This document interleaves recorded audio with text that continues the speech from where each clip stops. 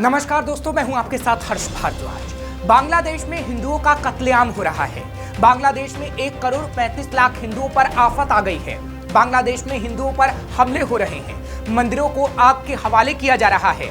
बांग्लादेश के 8% हिंदू मदद की गुहार लगा रहे हैं और इस बात की गवाही बांग्लादेश से आ रही ये तस्वीरें दे रही हैं। प्रधानमंत्री पद से शेख हसीना के इस्तीफे के बाद सेना ने देश की कमान संभाली है, लेकिन अब वहां अल्पसंख्यकों के लिए मुसीबत पैदा हो गई है। हिंसा और अराजकता के बीच शेख हसीना ने इस्तीफा देकर बांग्लादेश तो छोड़ दिया, लेकिन अब वहां रह रहे करीब 1 करोड़ 35 लाख हिंदुओं पर आफत आ गई है।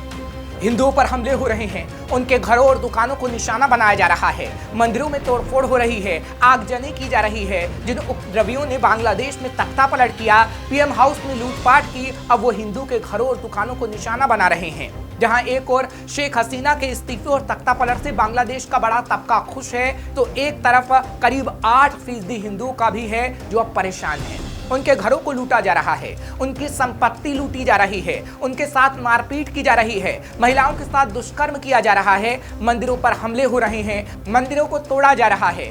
पूरे बांग्लादेश में शहर दर शहर हिंदू मंदिरों और हिंदू परिवारों को निशाना बनाया जा रहा है। इस हिंसा में कई हिंदुओं की अब तक मौत हो चुकी है। बांग्लादेश में हिंदुओं पर बढ़ते अत्याचार को लेकर प्रधानमंत्री मोदी से हिंदुओं को बचाने की अपील भी की जा रही है। पश्चिम बंगाल में विपक्ष के नेता शुभेंदु अधिकारी ने सरकार से हिंदुओं को बचाने की अपील की। इस बीच विदेश मंत्री एस जयशंकर ने कल संसद को बताया कि बांग्लादेश में अभी 90,000 हिंदू रहते हैं। इनमें से 9,000 सिर्फ छात्र हैं। इनमें से कुछ छात्र पहले ही भारत लौट चुके हैं, बाकियों को भारत लाने की तैयारी की जा रही है।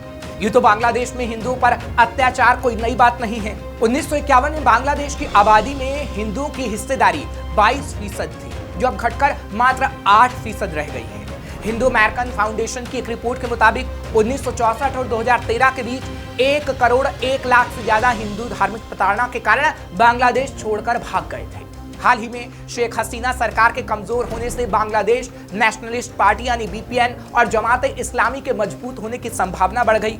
इन दोनों ही दलों का झुकाव कट्टरपंथी इस्लाम की ओर माना जाता है, जिससे हिंदुओं पर अत्याचार और बढ़ेगा।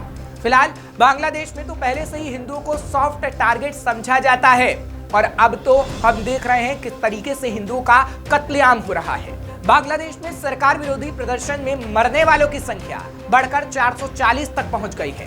बांग्लादेश की स्थानीय मीडिया के मुताबिक शेख हसीना के प्रधानमंत्री पद से सोमवार को इस्तीफा देने और देश छोड़ने के बाद हुई हिंसा की घटनाओं में अब तक 100 से ज्यादा हिंदुओं की मौत हो गई है।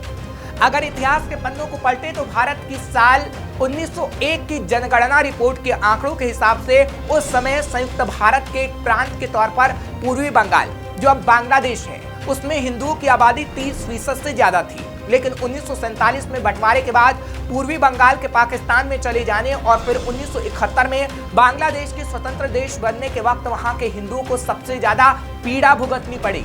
इस दौरान बड़ी संख्या में हिंदुओं का नरसंहार किया गया और बड़ी तादाद में हिंदुओं का धर्म परिवर्तन तक कराया गया। एक रिपोर्ट के मुताबिक इस दौरान 30 लाख से ज्यादा हिंदुओं का खात्मा कर दिया गया और अब एक बार फिर बांग्लादेश में हिंदुओं का नरसंहार हो रहा है, जो अगर नहीं रुका तो हिंदुओं की आबादी बांग्लादेश से बिल्कुल खत्म हो जाएगी। फिलहाल आपको ये खबर कैसी लगी हमें कमेंट सेक्शन में जरूर लिखिए। खबर को शेयर करना मत भूलिए। तमाम खबरों के लिए आप देखते रहिए श्रेष्ठ भारत। श्रेष्ठ भारत पर खबरों से जुड़े रहने के लिए चैनल को सब्सक्राइब और लाइक करें, बेल आइकन दबाएं और देखते रहें श्रेष्ठ भारत।